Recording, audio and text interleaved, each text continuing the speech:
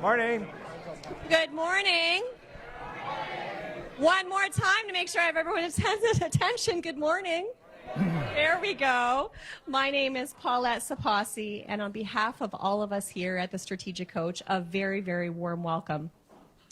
If you were to search the world over looking for the top entrepreneurial coaching organization, all arrows would point to this very spot. For over 45 years, Dan Sullivan has worked with some of the most successful, brightest entrepreneurs from various different industries, and they all remark on his tremendous ability to understand their own personal, unique challenges to offer strategies that create breakthroughs. Make no mistake, Dan is going to jump inside your brain, swim around in there a little bit, and he's going to leave you a different person than when you first came.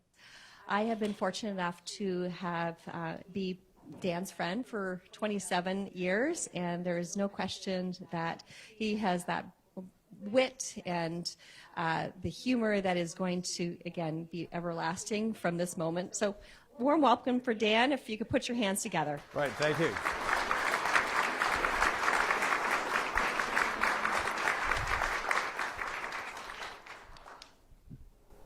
Raise your hand if you hope this is actually going to be good. Me, I hope it's really good. Anyway, the whole purpose of Strategic Coach is to expand your freedom, and there's 4 freedoms that really are possible for entrepreneurs that generally aren't continually possible, and one of them is freedom of time. Actually, the main currency for all change in entrepreneurial life is getting back time. So the second freedom is freedom of money, that with freed up time, you can actually produce better money and more money. Okay? How many are with you so far? Freedom of time and money. And then the third freedom is actually freedom of relationship, and that would include who you work with inside your company and the type of clients and customers you have outside of your company. And I always say that one of the freedoms that I notice in the program is when a person gets to the point where their biggest check, the biggest check they're getting, is from somebody they don't really like and they fire them. And that's a tremendous freedom, that you could fire the top cash flow client and customer. And so there's little checkoff points where I can see the increased freedom in entrepreneurs' lives. And then the fourth freedom is freedom of purpose. And what I've noticed is that as you go along, you begin to realize you haven't just created a business for yourself, you've created a vehicle for accomplishing everything else in your life. Okay, and that becomes your purpose. And all these 4 freedoms work together. So just to look at this, and I'm going to take you through the concepts that really underlie the whole program. So I'm going to give you sort of the map, and then I have 5 entrepreneurs here who are at various stages of Strategic Coach, and they're going to fill in the territory. They're going to show how these concepts actually work. But the first thought is, I want to give you the 8 reasons why small businesses stay small, okay?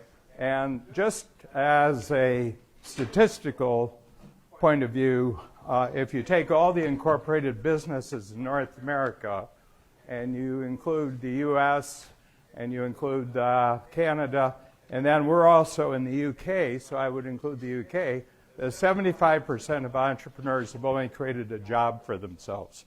They used to work for some jerk for 40 hours a week, and then they created their business so that they can work for some jerk for 60 hours a week. It's just a job, and it's not really a business, and really all the power of being an entrepreneur is to actually have a business that will eventually become self-managing business, so you get freed up, and then becomes a self-multiplying business, okay? So that you're continually freed up to do the things that you love doing as an entrepreneur and doing entirely new kinds of projects all the time, and that's really our goal. And I I started as a one-on-one coach in August 15th of this year. I just entered my 45th year of coaching.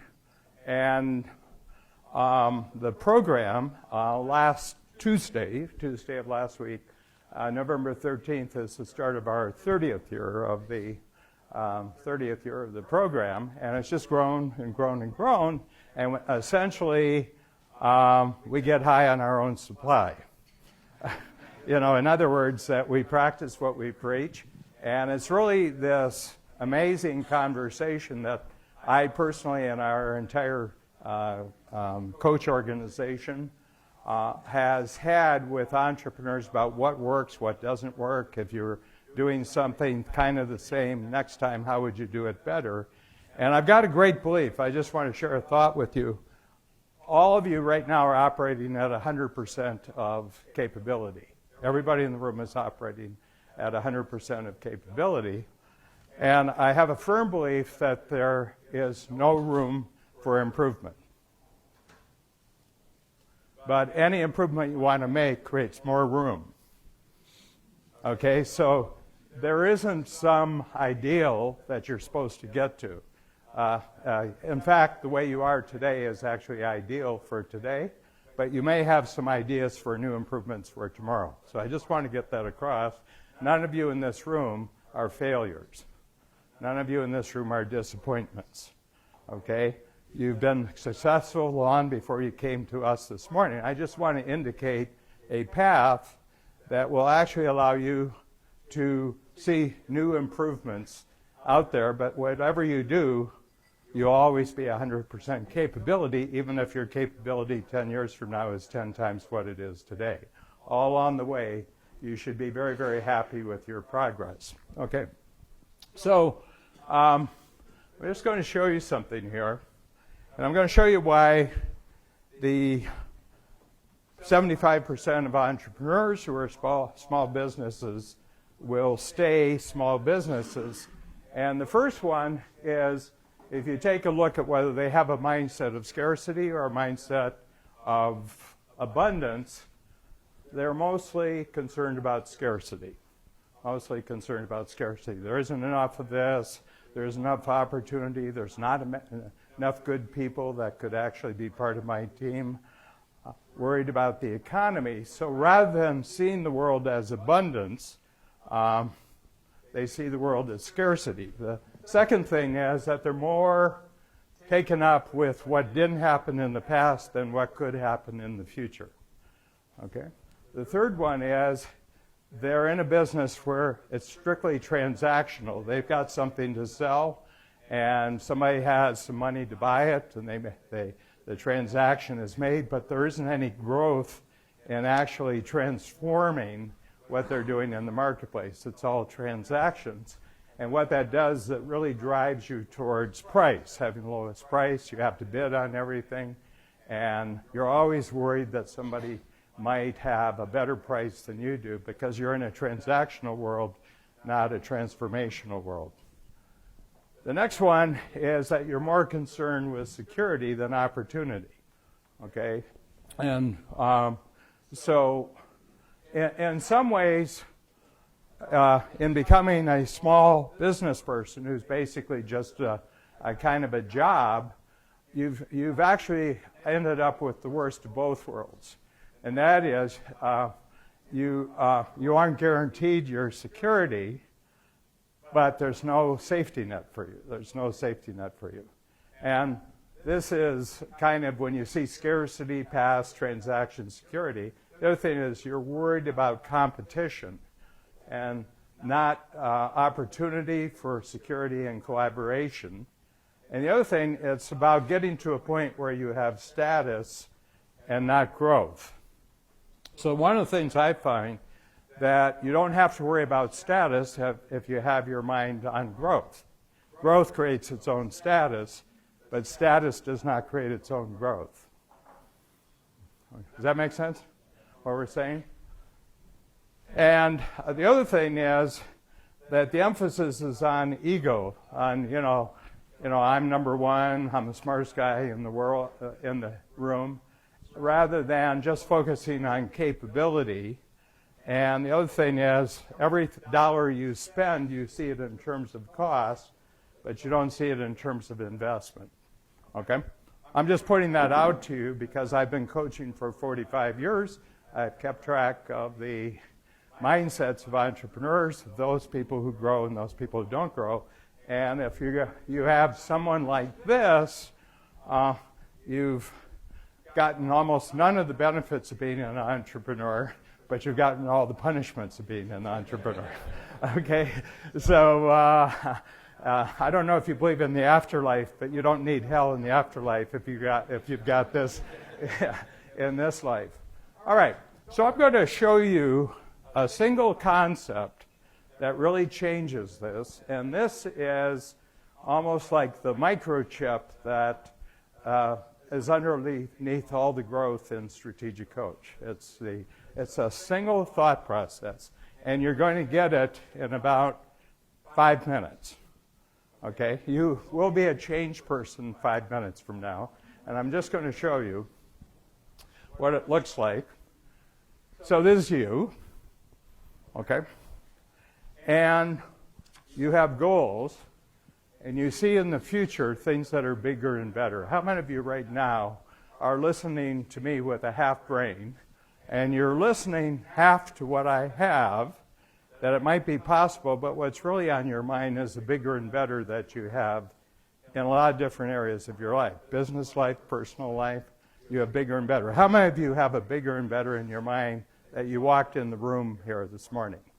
And what it means, there's a future you that you have a very clear picture of, and intellectually you've totally engaged with this, but emotionally you're also committed to it, but you're frustrated because you're not getting there. How many of you have that? Yeah, you have this. Okay, I have this, okay? All humans have this. 7.7 billion now is the...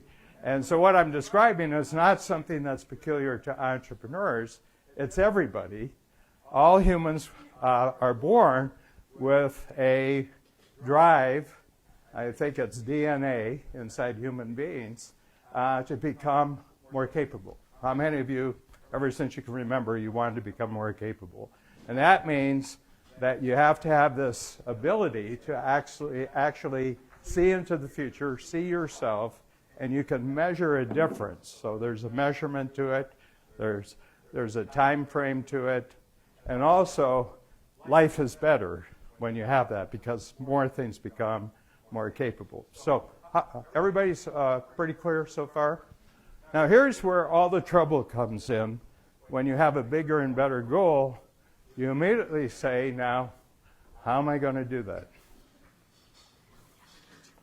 And this is where all the trouble in the world starts. And the reason is that the educational system from age 4, I understand now that junior kindergarten, they have proms, you know, at the end of junior kindergarten, 4 years old. Really wealthy kindergartens, they go to Paris on a class trip.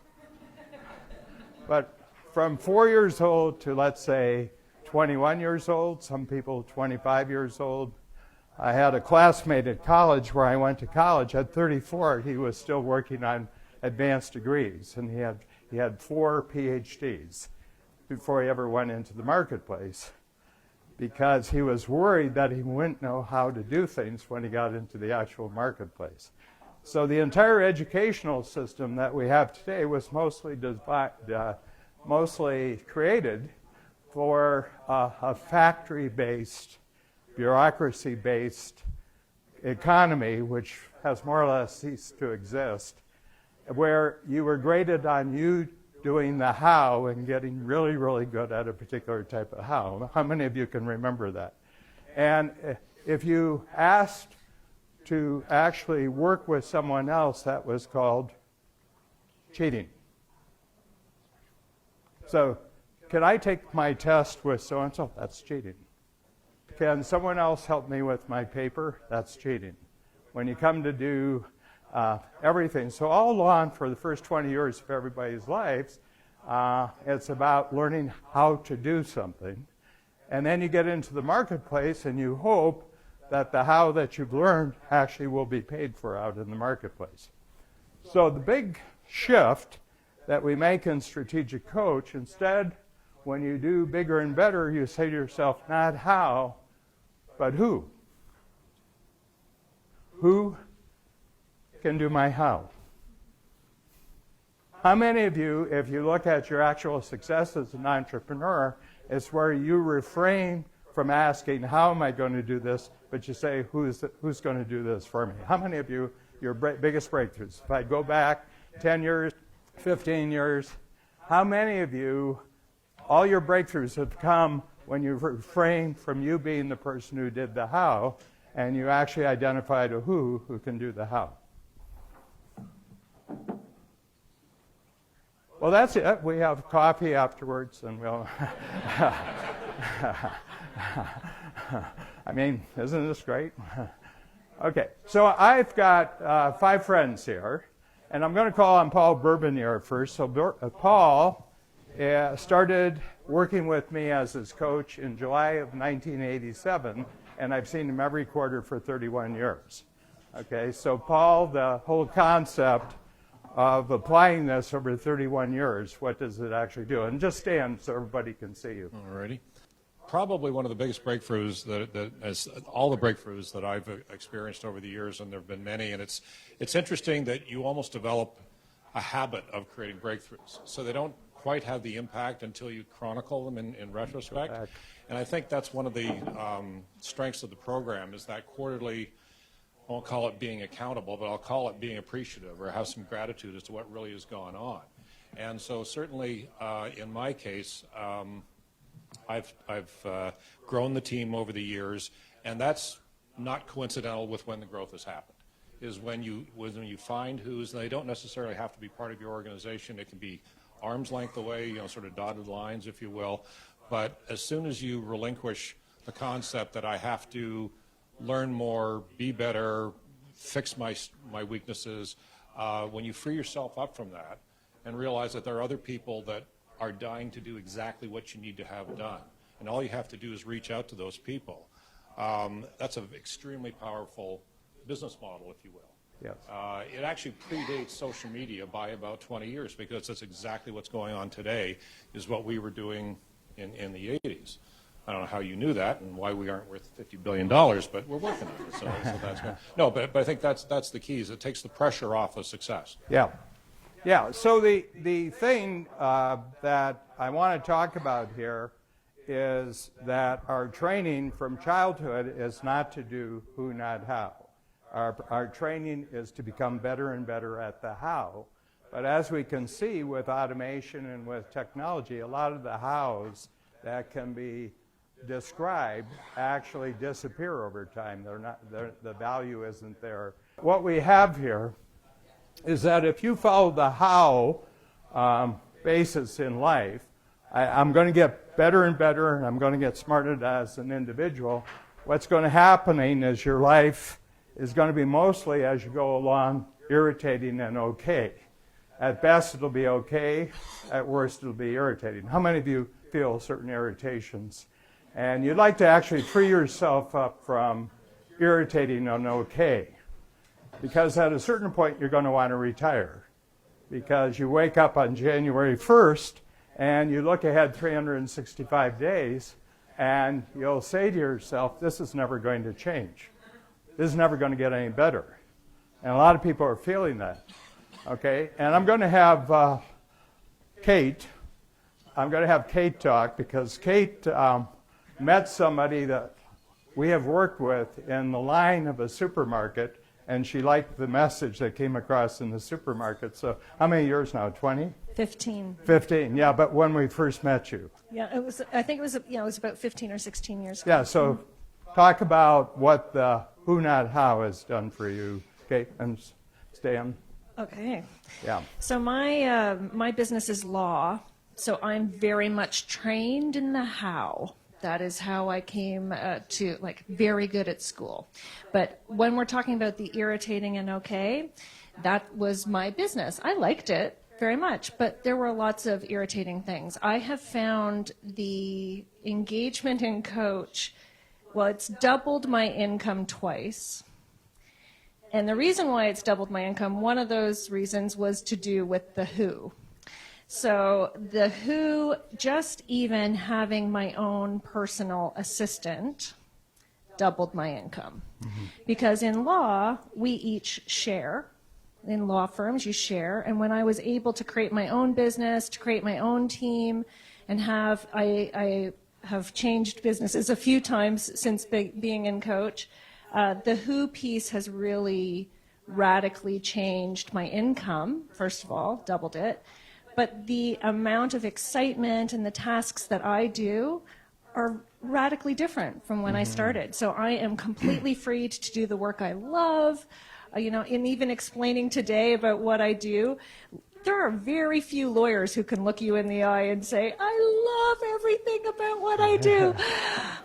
Because I don't feel like I am putting up barriers for my clients. I am able to now transform. It's not transactional. It's very much transformational, what I'm doing in my work. So the who in my team, the who in my interactions with my clients, the groups with whom I partner. I'm now even coaching other lawyers. So my who is I've made my competitors, my customers, which is something I learned. Stay tuned. It's a good one. That piece has really, again, changed really everything about what I do. So. And if I remember, Kate, the first time we met you, where we were having a discussion, you were putting in average 65, 70 hours a week. At least, yeah. And one of the things, could you talk about the impact on personal life? Yeah. So every aspect of my personal life has changed. But so at the beginning, I was really good at working 12-hour days, excellent at it. Billable hours. Yeah. Yes, so I worked 8 to 8 every day, often 8 to 11. Really good at that. My hours now, I work 9:30 to about 6. And I never work in the evenings, and I don't work on the weekends. So when I was first working in law, my ability to meet people involved getting on an elevator and hoping I could meet someone, romantic partner option in the elevator. Well, you met us in the supermarket. Which proved to be challenging. So I was single for a really long time. And ultimately met someone on a trip to Copenhagen. Romantic story. And because over time I started to really invest in myself, what I wanted to do, and I really love traveling, and so that's ultimately, once I had more control over my own life and my own business, I was able to really know who I am, so I was clear about what I really wanted in a life partner, and was able to go on a trip. So meeting someone in an elevator was expanded into options available in the world. So, yeah. So strategic coach can guarantee you a life partner. No. But can really, I think one of the things I really love about coach is it doesn't separate your personal and your professional experiences. It is so integrated. It's who you are, who you want to be in the world. Because when you try to separate it out, it creates these false walls. And it really is about who you want to be in the world. Yeah. So anyway, the thing is that what WhoNotHow does is actually make the future about your future. Okay, so I don't know the goals that people have because that's really unique to you. And so everybody in the room here is working on a unique future. But if you do it how, it's not unique. It's like everybody else. But if it's who, there's no limit to the who's that you can actually bring into your life.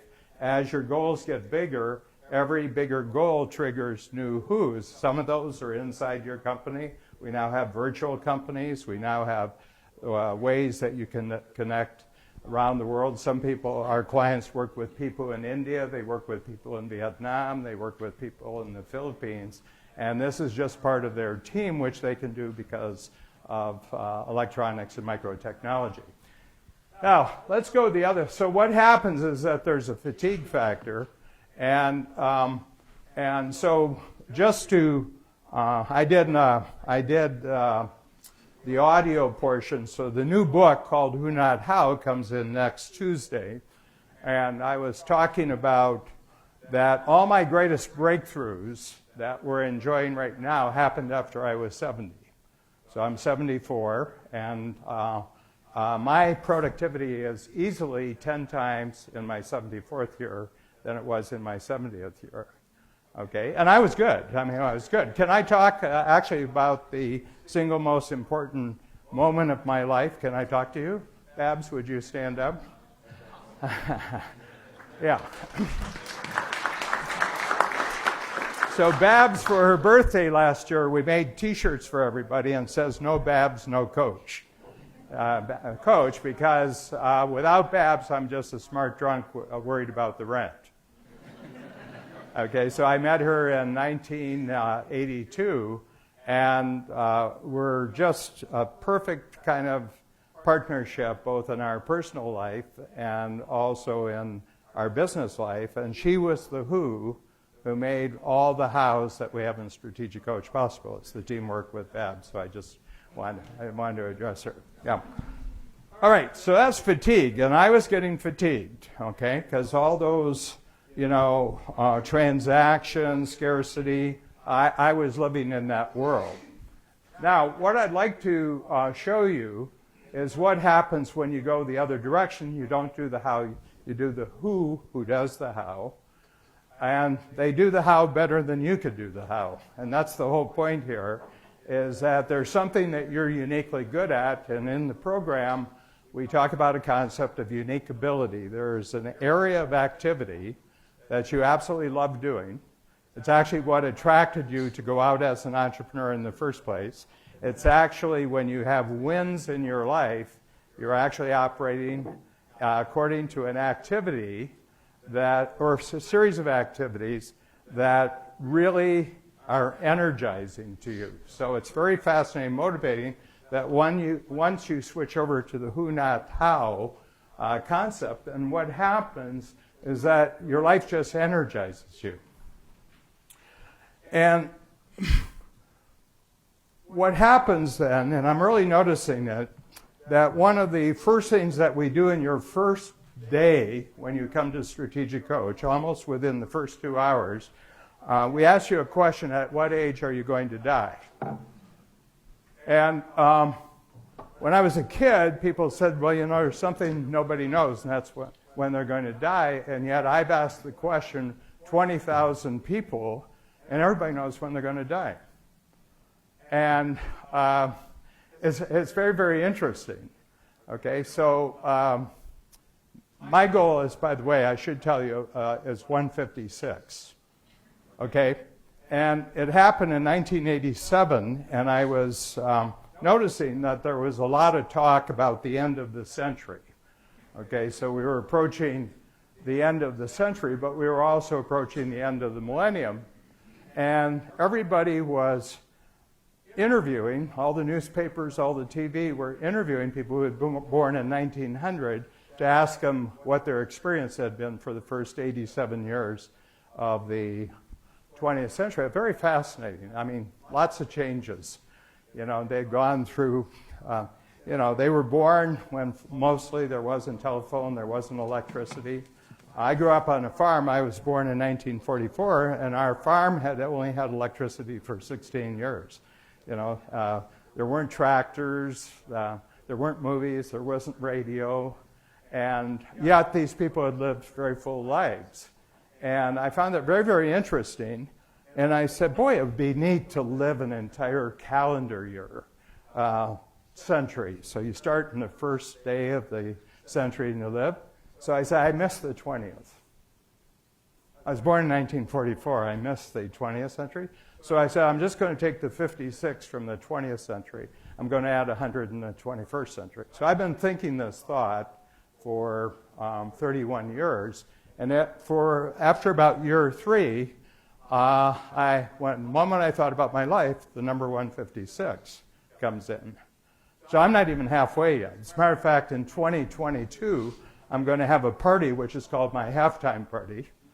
And that's when I'm 78, which in United States and Canada is the prediction when most men are going to die, 78, and I said, I'm going to go to 156. Now, a lot of people say, why? I just think you're setting yourself up for disappointment. And I said, well, not me. I'm gone. You know, it's the people who have to clean up my messes afterward is really the disappointed people. But I'm going to ask Rahul, because Rahul is actually what year of the program? Finished the 4th year of the program. So talk about the experience so far, Stan. And yeah, so I'm. He's kind of a rookie here. Yeah, so I'm a rookie you're 4, yeah. Yes, so I just finished up my 4th year, and it's been quite a journey and an experience. Tell them what you do. Yeah, so I have my own construction company, commercial and residential. So I just finished my 4th year. My wife actually just joined, who I work with. Don't recommend, but if you have to, there are ways around it. And through Coach, we figured out a way to properly work together while segregating our personal life as much as we can. The concept of free days has been instrumental in just still being married today, to be perfectly, instead of always talking about work. But through the 4 years, much like I think we've actually grown twice in sales, twice in profit in 4 years. It's definitely to do with the who. Once I came to that realization that I can't be everywhere and do everything and still provide the quality of service, once I had that breakthrough, it was actually a game changer for me. I also went through, Dan spoke about the unique ability. I actually went through the process and I figured out my unique ability, and it is very true when you work in that space that just comes naturally to you. It does not feel like work. It does not feel like a job. For me, it's engaging with people. Could be my team, could be my clients, could be my friends. When I engage with them, it comes naturally. My team is really happy to be part of the company, part of the whole framework, and it's just brought us a lot of success and freedoms, like you spoke about. The 4 freedoms, yeah. I'm going to show you what this looks like over a 50-year career, okay? And I actually have this in your folder. There's actually a diagram that really shows this whole model. So I'm just going to use a 50-year framework, okay? So you extend your life out over 50 years, and so let's say 20s to 70s, and if you do how, and your life is completely about how, you know, it's about just what you do from a transactional basis in the marketplace is what your life looks like. It looks like how, and gradually you'll go out, you'll be really successful, 20s, 30s, and then 40s, you start losing the juice, and then you say the magic R word, retirement, and it's an email to the universe for death to come and get the body. Time to recycle the parts. Recycle the parts. And I've just seen it over and over and over again. And that's why you don't want to have status as your goal, because the moment that you think you're going to have a status in your life, you will stop growing. The moment that it's, you know, I've now got the house, I'm in the right neighborhood, my kids are in the right schools, I belong to the right clubs, I got more than one house, that's status. That's not an entrepreneurial goal. That's a goal for everybody else. The real goal is to constantly find ways that every decade you live, things are more fascinating and motivating. Okay? And so this is what it looks like if you focus on who. Usually you have to live on your how when you first get out of school and you get into the marketplace. You have to live on your how. But as quickly as you can, you want to make the transition to who. And then when this person is, you know, at Happy Acres playing bingo, you're taking off. Like at 70, it's just unbelievable, the opportunity, the excitement. And I'd like actually Darren to talk about this, because Darren has really moved around the world, done all sorts of things. And I'd like you to talk about your the transition from being a great how, and you had great how skills, but then you moved to who. So, yeah. So, and tell everybody what you do. All right, hello. I'm Darren. I'm 4 years in the coach. And what have I been doing lately? Oh, that's right, insurance. Lots of insurance. So 21 years, global insurance. Trust me, insurance sucks. It's awful.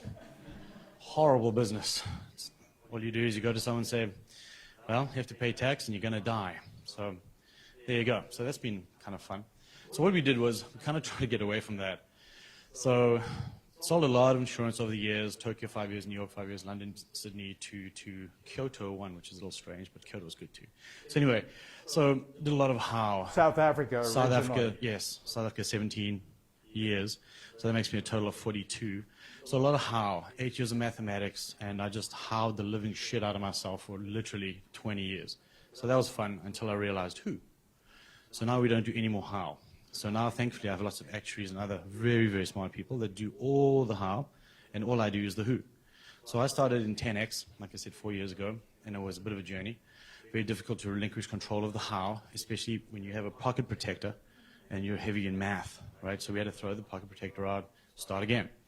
So going in from 10X into Game Changer, which I'm sure Dan will allude to, is where you change not only the company and your purpose, but an industry and global outlook on what you do. So that's been really, really instrumental. So if you leave with one phrase and one phrase only, you got to leave with my favorite. I'm going to steal this from you shamelessly. Is you got to get hooed up, right? Hooed up, like not hoard up, but I like where your mind is. You got to get hooed up. You got to get hooed up pretty good, right? Because if everyone does the who's, right? You do the who and how. Okay, you got to get that. So get hooed up real quick. And then come join us in this fabulous, fabulous community. Enjoy. Thank you. Thank you. All right. So you're getting the impact of this, and if you interviewed 1,000 of our coach clients, we have 3,000 in the program. We're in 10 cities. We're in 3 countries. In addition to myself, there are 15 other coaches. 90% of all the workshops that are done in Strategic Coach are handled by the other coaches. So my job every 5 or 6 years is to create a new higher level of strategic coach. And what that does, it pulls the entire organization forward. But I always want to be out front of the most ambitious of our clients. In other words, I want to be useful. And Glenn, can you talk about that? Because you've got a really much larger organization than most of the coach clients. But can you talk about that in terms of you as someone who's created really great business network here in Toronto, but also in other parts of the world? Yeah, so I'm Glenn McQueenie. I've been in way longer than you guys, 5 years. And when I started Coach, we had about 180 brokers. I had a real estate brokerage in Toronto. Now, 5 years later, we have 3 brokerages. We have 500 brokers. And we've also had the opportunity to buy the master franchise rights for Romania, which is exciting because I'm not Romanian, I don't speak Romanian, I've never been to Romania. So what could go wrong if you really think about it?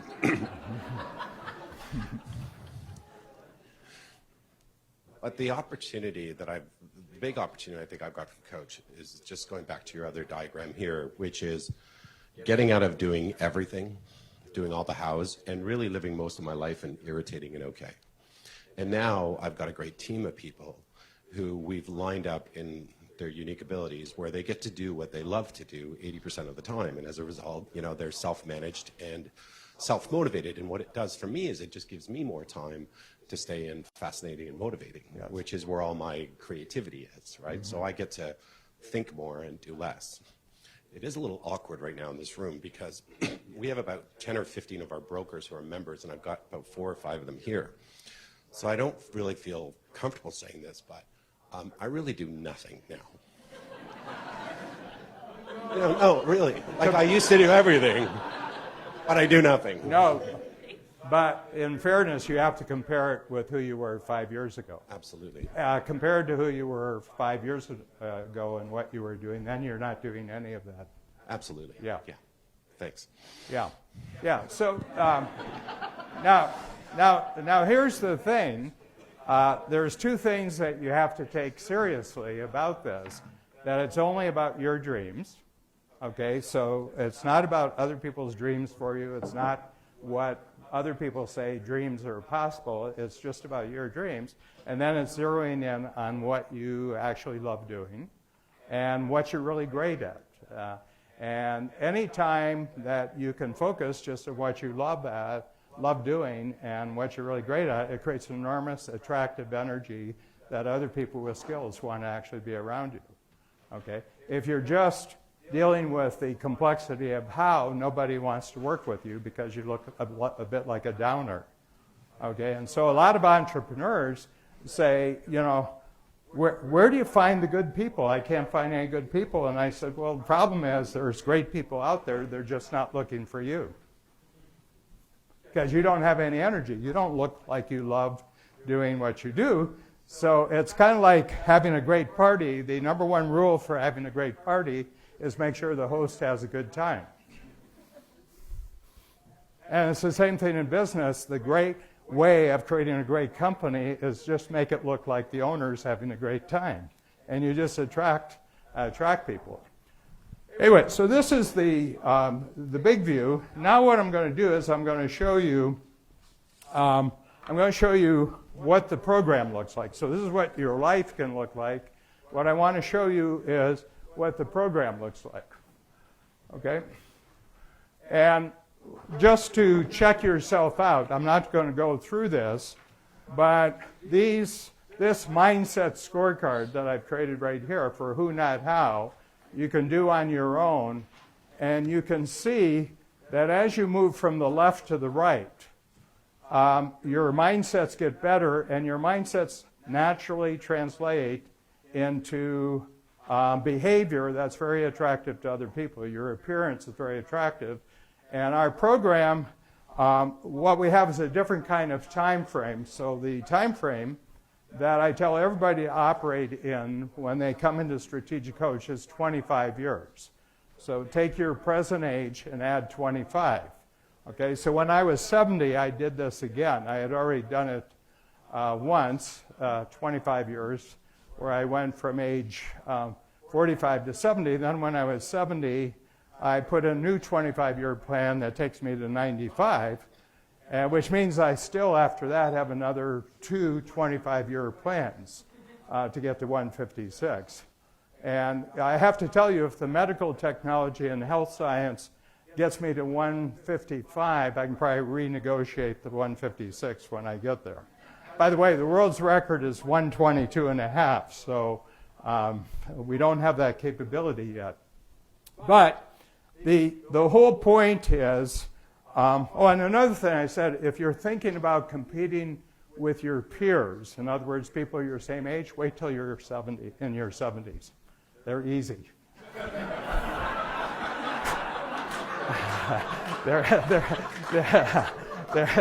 They're really easy.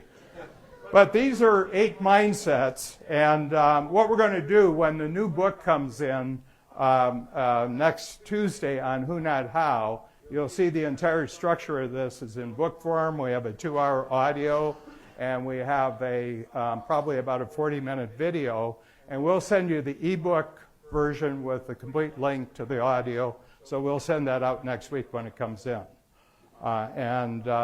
This, you'll see the mindset scorecard will totally correspond to the book. Okay? Okay, so you just look at numbers and you do it. Now I'm going to show you how the program actually works.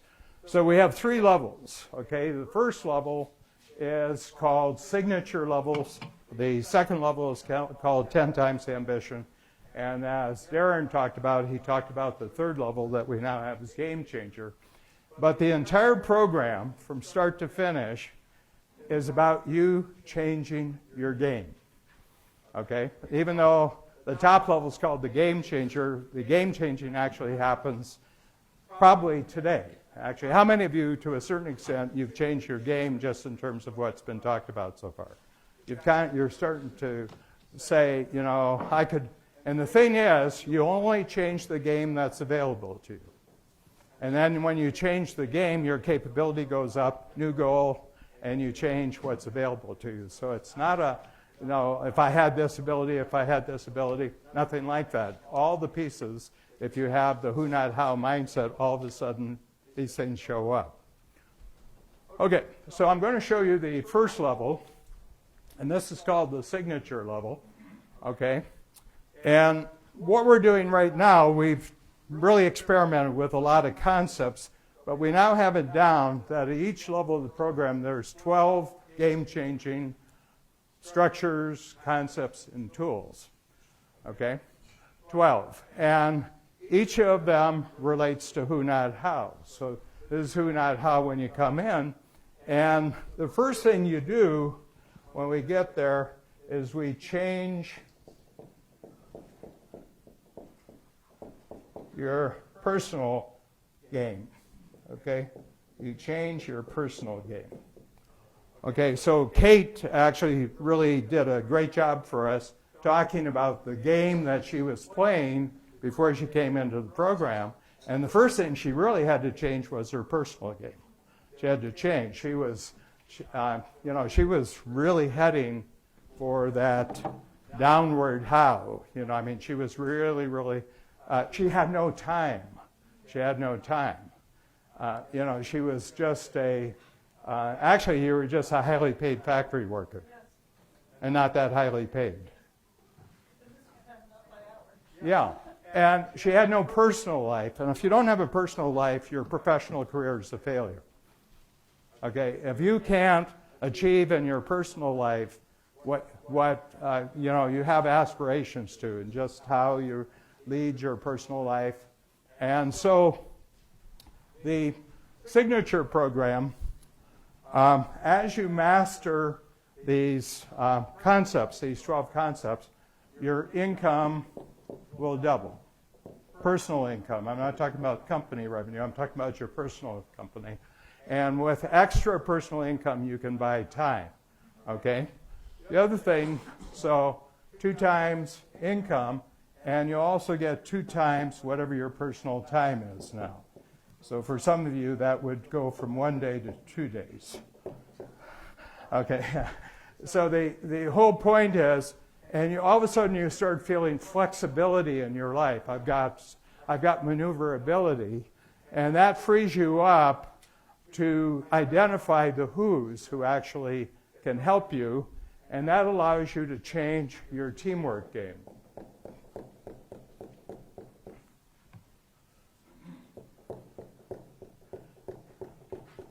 And even if it's one person for 10 hours a week, and you shift things that you're doing, you have 10 hours of house that switch to another person, that gives you 10 hours back, okay?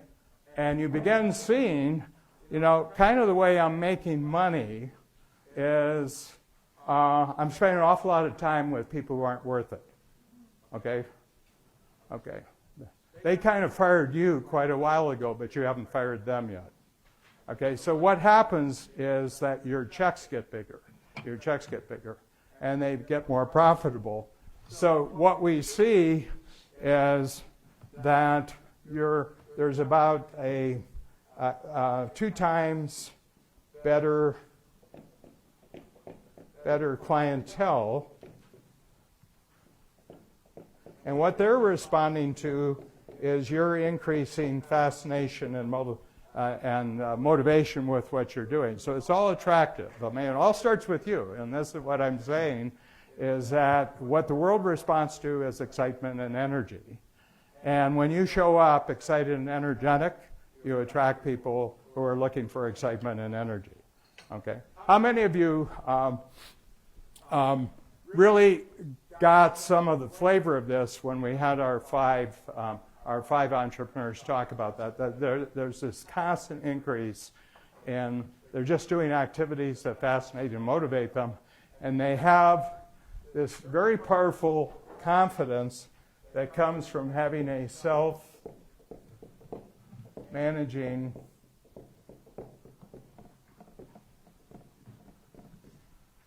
team by the time you get to this level. And there isn't a time frame for actually mastering the tools. you'll master the tools when you master the tools, okay?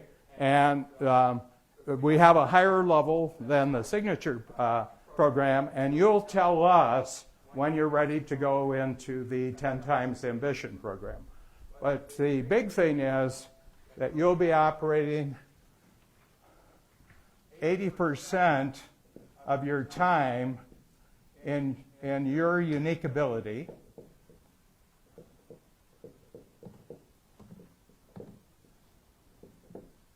Because you have a team, a UA team, okay?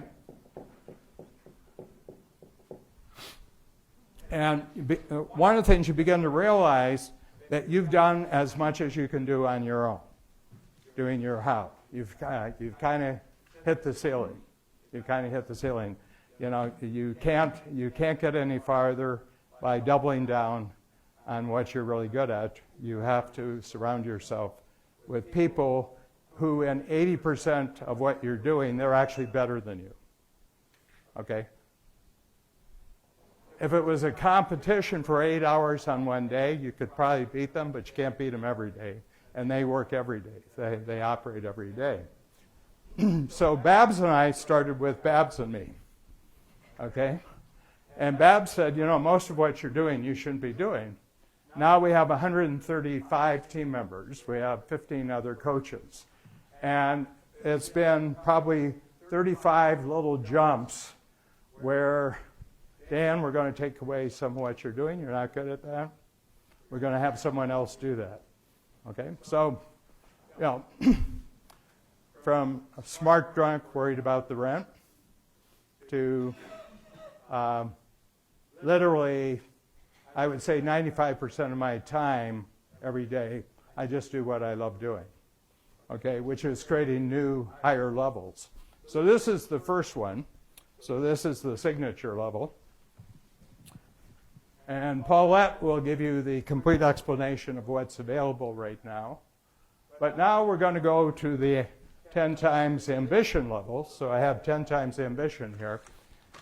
And this is where you've developed such freedom in terms of your personal life and also your business life, just doing what you love.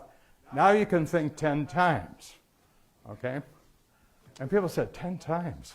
How does the world normally equate you going 10 times? What's it usually mean?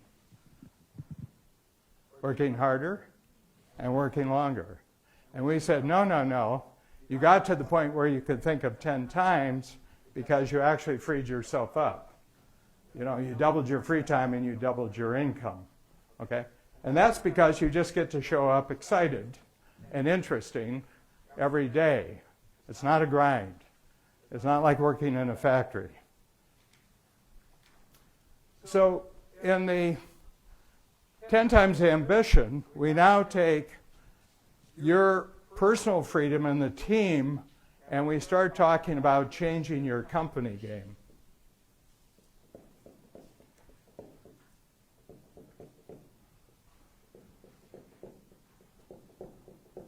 So let's talk about this a little bit, Paul. The change over from the signature program to the 10 times program. Well, it started with the realization that it's a lot easier to grow 10 times than 2 times. And in an era where we talk about lower rates of growth and you talk in terms of percentages, which are actually less than 1, to tackle 10 times, it frees you up. It frees up your thinking. And then it was a realization that it didn't have to be 10 times everything. Like I didn't need to have 10 times more computers in the office. I didn't need 10 times more client meetings in a day. But there were a couple of things that I knew that if I got 10 times in those 2 specific areas, that wonderful numbers would happen and there'd be other 10 times, and I might even do another 10 times on the first 10 times. So I think that there's this idea that, as I say, first of all, incremental growth is much more stultifying because you're just improving what's already there. Sometimes you got to go in and blow something up and start over. And that's what thinking in terms of 10 times. So going into the 10 times program, and I've been there now I'm on my second year, is you have the tools to even think about that. Like normally when you're thinking about how am I going to grow the business because I need an extra dollar number, an extra percentage rate of growth, that's what you think about is I've got to do more how, and I've got to do it just a little bit harder and the better numbers will fall. Or, I'll change accountants or something other than blowing it up and saying, I've got to fundamentally. And what was really interesting is our VP operations, her first name Sue, I said, Sue, if we were to be 10 times our size today, what would we look like? And I thought that would keep her busy for weeks. She came back that afternoon with the model. So you know what? Sometimes your team members are further along and are actually the energy. There'll be a tailwind, and you don't have to destroy things to blow things up. Sometimes you just have to knock them out of the way. So it'd be interesting if the program was 50 times, because then some really interesting things would happen. A little later. Yeah. So the big framework here is the 25 years. So I say to a lot of people, I want you to take the best year you've ever had and multiply by 10. And they say, gee, I don't know if I have enough time for that. And I said, well, I'll give you 25 years. Oh, I could do it in 25 years. And I said, really? How long would it take? Oh, 15. I said, isn't that great? You get 10 times growth and you get 10 years change. There are no unreasonable goals for entrepreneurs. There's just unreasonable deadlines. Entrepreneurs don't freak themselves out because of their goals. They freak themselves out because of their deadlines. So I give you 25. Nobody thinks in 25 years. Most people, if you can think a quarter ahead. And I said, let's think 25 years. So if I gave you 100 quarters, because that's really what 25 years is, and every quarter you just had to change your game in 5 ways in collaboration with your team, and you get to do that 100 times, but you don't really have to think too much further than the next 90 days. Just take your capability up here. It compounds. It starts compounding. It's like compound interest. And the whole point is, make changes over the next 25 years that once you've established them, they'll multiply in terms of their value every other quarter after that. And you'll be able to think bigger. You'll be able to see much more possibilities. And what you'll notice is that you differentiate yourself from everybody in your industry, differentiate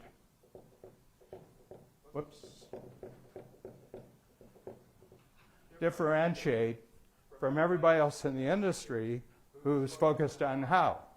So you're thinking only about who now, and your constant progress is who's the next who will free me up from even more how. And then, how can I free the people who are freeing me up from their how so that they can jump?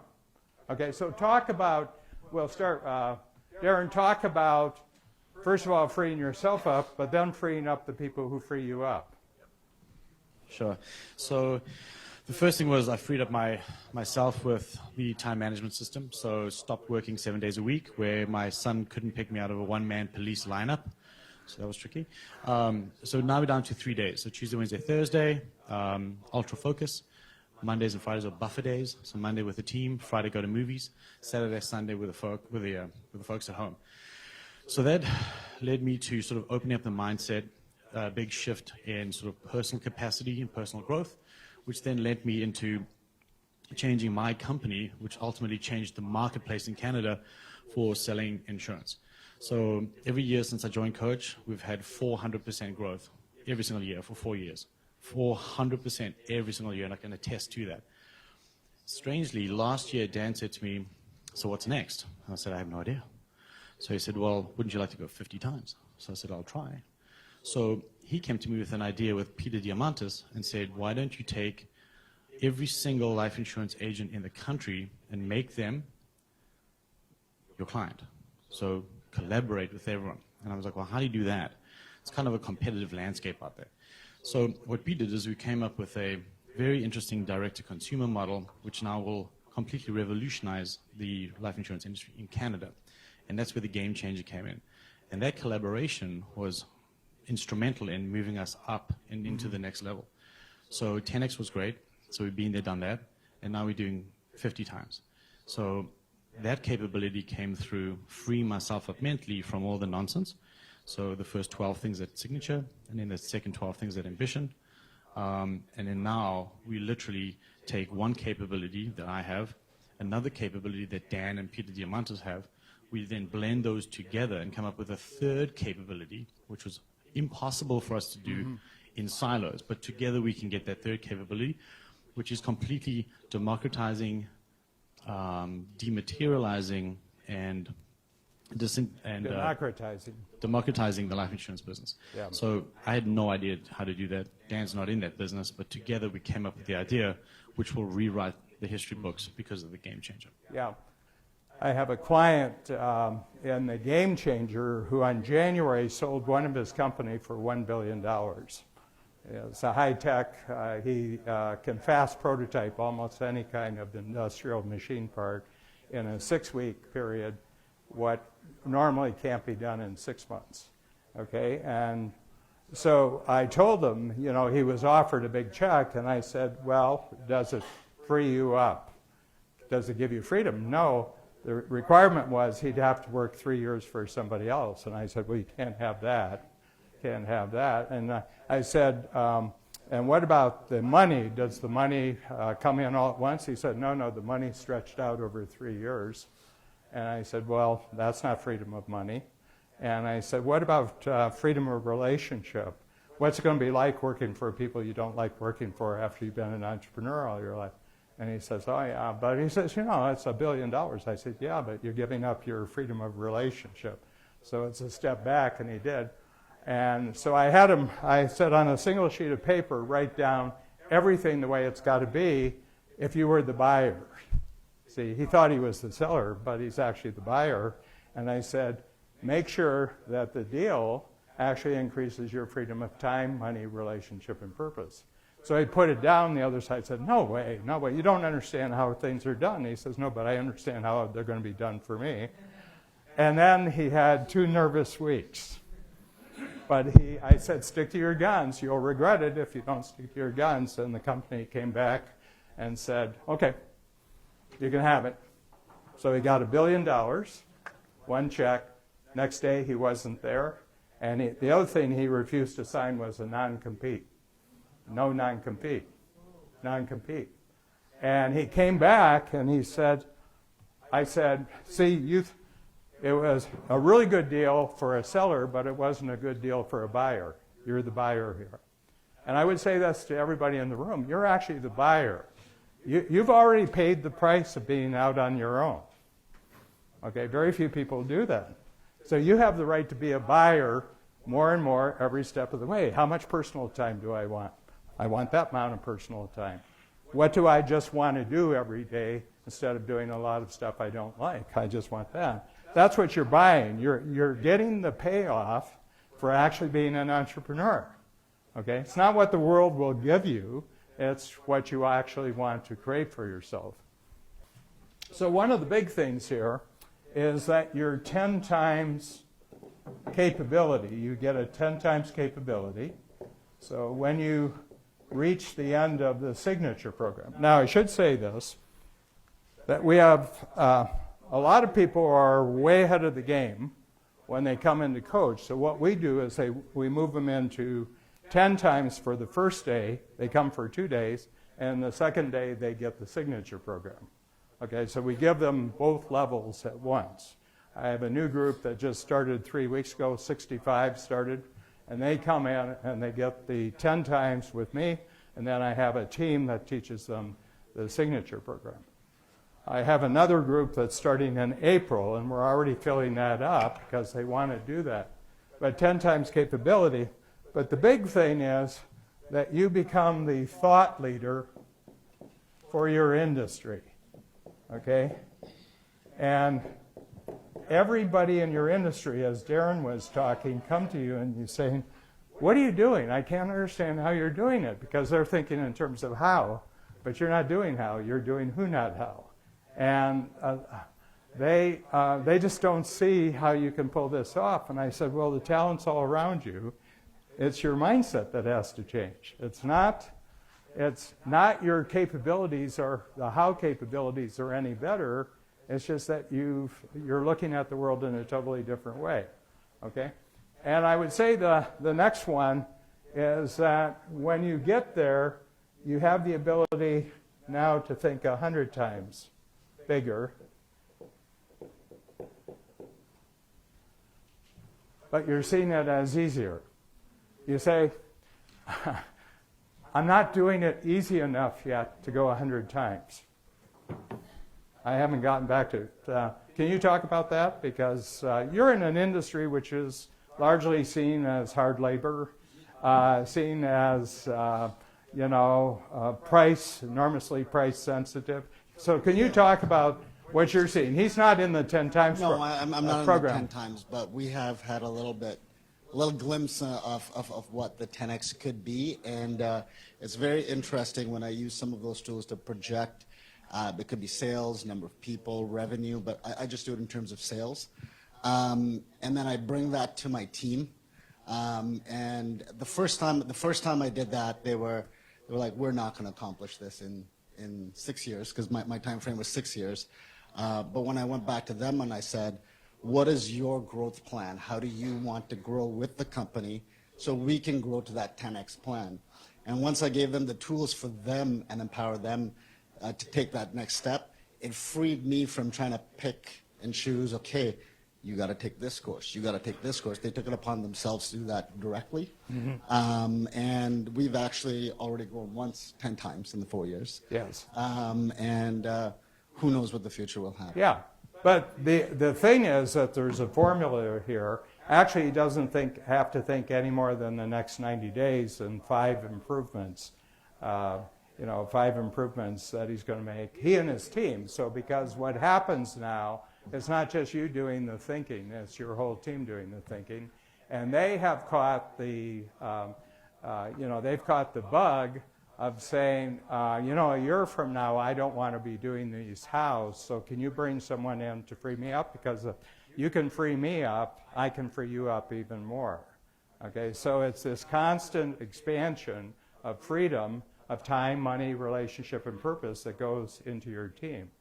Okay, so one thing, I never call the people who work here employees, because employees means that they're hows who just do what you're told to do. I look at them as all potential who's in their whole life, and they're role modeling me. They're watching what I'm doing, so I always have to be freeing myself up, because it sets a good example throughout the company. Well, you free yourself up too. Okay, but we have to produce greater results so we can pay for the increased freedom of time and relationship, And when I look back 30 years ago when we started, my criteria for someone being eligible for the program was the mirror test. You put a mirror under the nostril, if it fogs up, they're a prospect.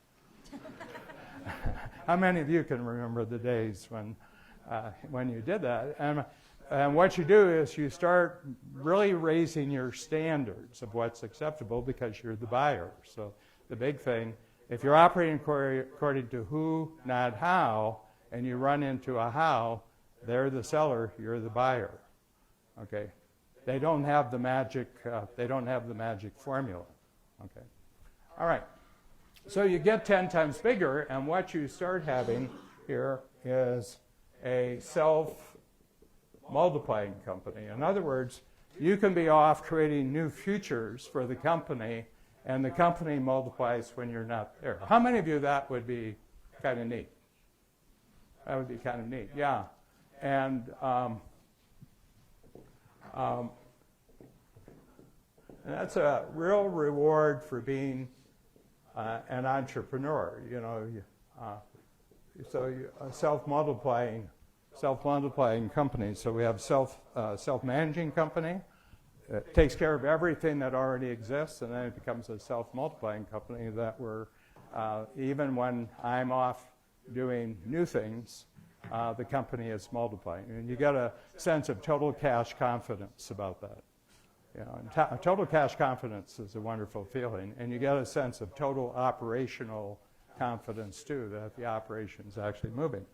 Okay, but again, as I said, it all depends upon you just picturing yourself 90 days from now bigger and better than you are now, working on 5 things as much as possible. The things that are being worked on is unique ability, teamwork to do it.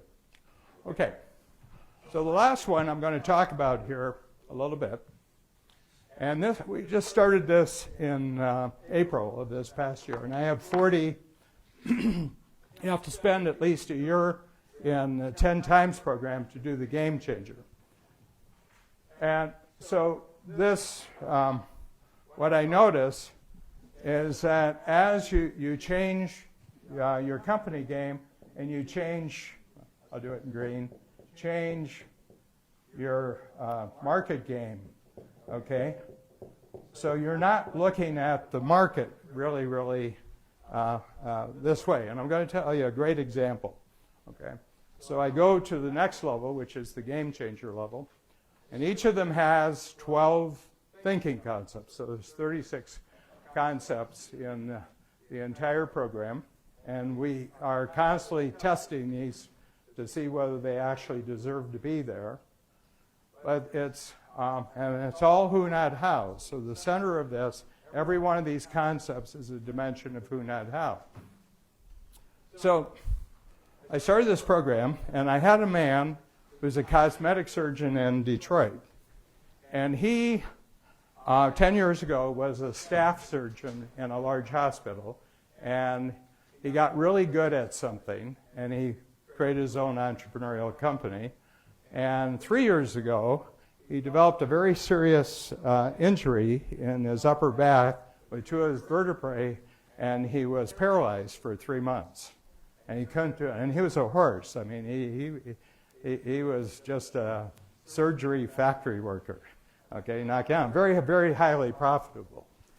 And he said, you know, this may be the end.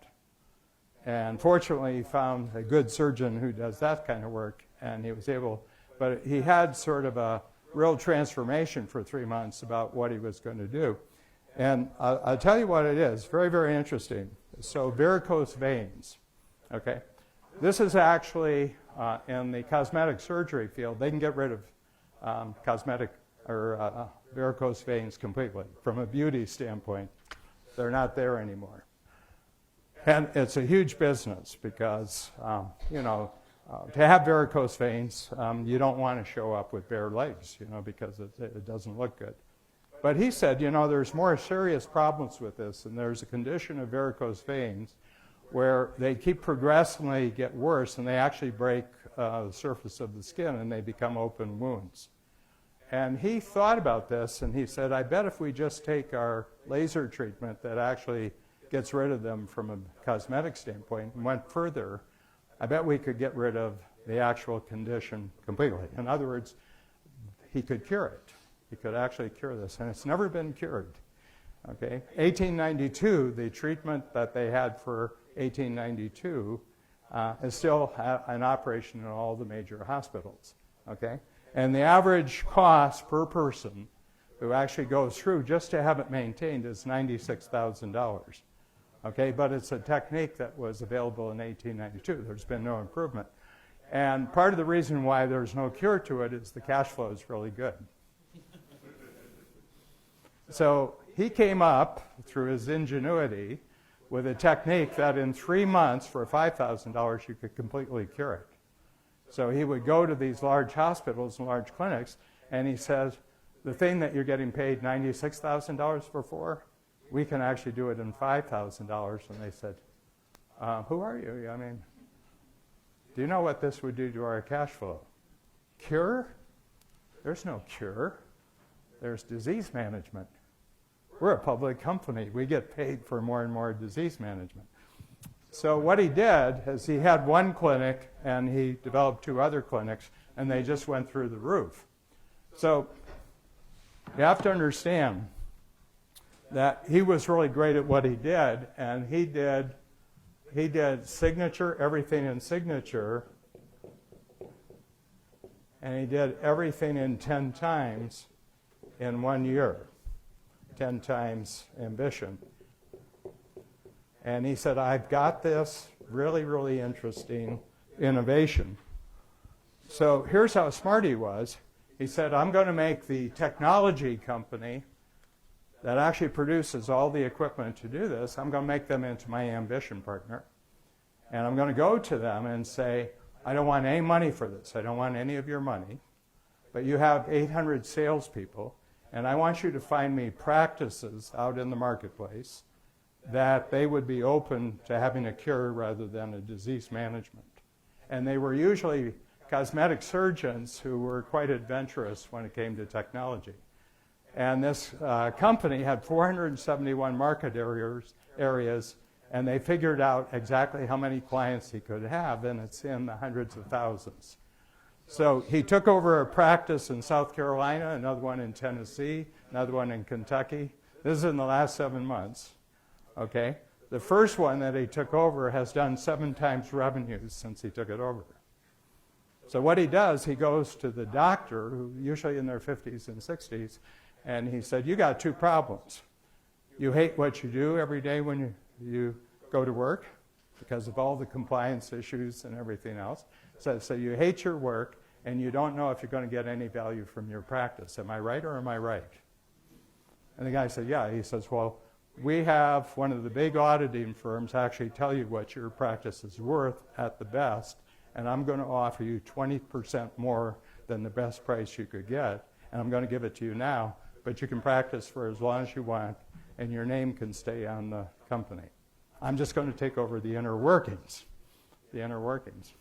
So the first one he's done 7 times in 7 months, and the others are like 3 and 4. He says, I'm going to pay for all my purchase of these companies in the first year. Well, the technology company's been flat in this area, and all of a sudden they're getting this big boost in technology. So all their salespeople are competing to find practices that he can buy out and put this new technology in. He said, in 2 years, I'll have 150 practices across the United States. Okay? So he's created a new technology. He's collaborating with the technology company. It's very interesting. I had never seen this, and I'm seeing it all over at the Game Changer, that entrepreneurs are picking a particular individual in a corporation who's got career aspirations. So corporate people don't have companies, they have careers. And a lot of them treat their career like it's an entrepreneurial company. So he went to the guy and he said, I can boost your sales. And the guy says, I don't want the rest of the corporation to know what we're doing here. So it's just a handshake. So what we're finding, because he had done signature, WhoNotHow, he had done 10 times, everything was WhoNotHow now. And now communities across the country are asking if he can bring his technique into their community. Okay? And all he does every quarter, five new improvements. Okay?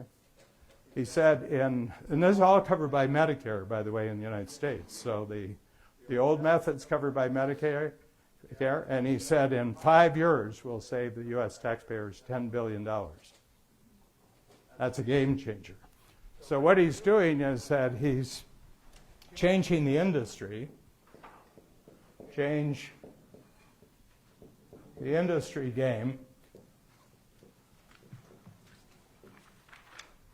and we'll go further than that. Kate, can you reflect on this and what you're seeing in law? Because law is really interesting. Okay? How many of you think lawyers are kind of scum, but not your own lawyer? Yeah, so lawyers are really crucial. We're living in a very complex society.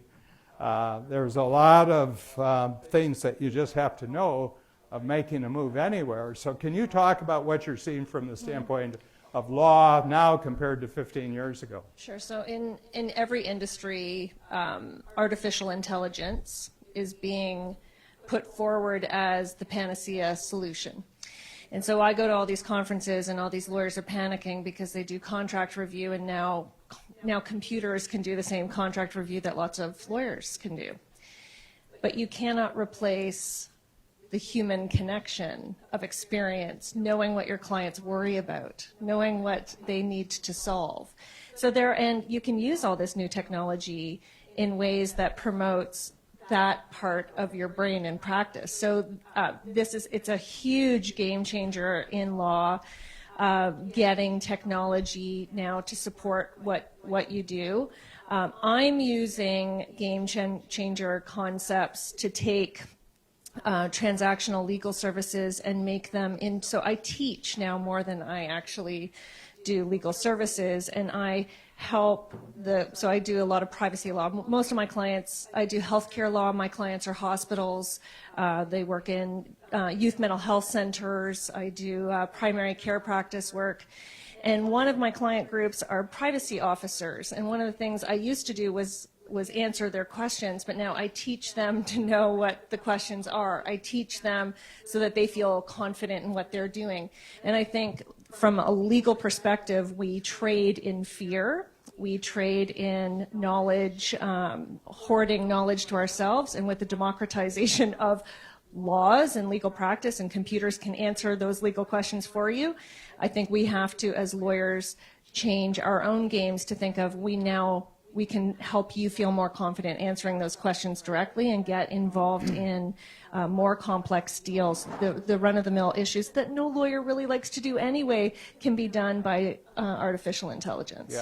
Yeah, Glenn, because you've seen massive change in the real estate market, kind of resonant with what Kate's talking about in the legal industry. Well, yeah, we're seeing a really big movement right now to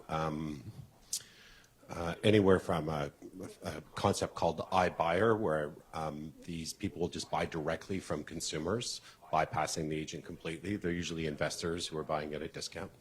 We're also seeing a really big competitor called Zillow in the United States, which is really now bought.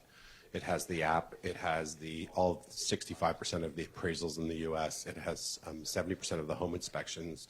It has a mortgage company, a loan company, a rental company, a property management company. You can just see what they're doing together around it. So, our goal that we talk about with our agents all the time is your whole job is just to keep adding value constantly to the consumer. That's the moat that you build around your business is how much more value can you be adding. And the higher the value is, the deeper your moat's going to be. Yeah. So the thing that I'm seeing, so I've been at coaching for 45 years, and I've really paid attention to technology. And I'm just making a statement here that I believe that the single most important industry of the 21st century, like management was in the 20th century, is coaching. Okay? Would you, Darren, would you say you're much more of a coach today than when you were before? Absolutely. So I definitely think that coaching is for sure the next step in the entrepreneurial journey. So everyone's the entrepreneur is the vanguard of society. We are the knights of society running around, sort of doing the best we can. But coaching is the next step above that. And when I stopped howing and went to the whoing, I also stopped doing. So literally pretty much Hooing rather than howling. Hooing rather than howling. Yeah. So pretty much like Glenn, I pretty much do nothing except run around and coach people how to do better and how to do sort of certain solutions better. So yeah, coaching is 100% pretty much the next step in the entrepreneurial journey. And if you're going to be a game changer, all you're doing is being a coach. Yeah. So the key here is that you will meet people every day who are bogged down in their how. And as you master who, not how, and strategic coach, you will translate that into the language of your particular industry. And you'll be the person who can show someone who's bogged down in how they can find the who's to actually do that. And that's real wisdom. That's not data, that's not information, that's not knowledge, that's wisdom. And in order to coach someone, you have to be totally interested in what their life plan is, okay? Their unique life plan, okay? And artificial intelligence cannot do that. Artificial intelligence can do repetitive activity at levels that we can't even comprehend, okay? But we don't understand electricity, but we use it. So if you free yourself and you're constantly growing for the rest of your life, I'm really talking about the rest of your life here, because if you're like me and you're 74 and this is the most exciting time you've ever had in your life, you're just going to be involved in creating value for the rest of your life. And then one day, test pattern, you're finished. But think about leading your whole life with no retirement, okay? And you wouldn't retire because the next quarter is going to be more exciting than this quarter. And that's a capability to always have a bigger future in the next quarter than you had during the past quarter, okay? And it's just a set of mindsets. So what you do, and we're noticing that if you can do it for a whole industry, you say, well, I can do a whole industry in my own country, but I can go to other countries with this. So it's really interesting, but it's always just what you're going to do the next quarter. Yes, go ahead. I just wanted to add that the biggest breakthrough that I think most of us have got to coach is resetting every 90 days. And in addition to that, you're in a room full of entrepreneurs who get you. It's very lonely for many of you to be an entrepreneur because most people don't get you, don't understand you. You're totally different from everyone else, and you don't have a community around you. And what they want to talk about, usually finding totally boring because you're very much into growth and building and always growing. And I find that when we're here in this room every 90 days, and a lot of us go out for dinner beforehand or go out for dinner afterwards, but you sit around the table and everyone's sharing what their 5 goals are for the next 90 days, and it just, it pushes you to even set bigger goals and even more excitement. Absolutely. You learn from it. So and a lot of people, their goal is to be the smartest person in the room. My goal is to be in a room where everybody's getting smarter. Okay, because that expands my mind. Okay, I've got good intelligence. It's good enough anyway. But it's not going to get much bigger just thinking about my own intelligence. It's my ability to tap into other people's intelligence. That's really the key. So, and really, my goal is global domination. Without having to do any of the work. Global domination makes total sense if you can take more free time off. And so this is industry transforming, and you don't have to worry about it.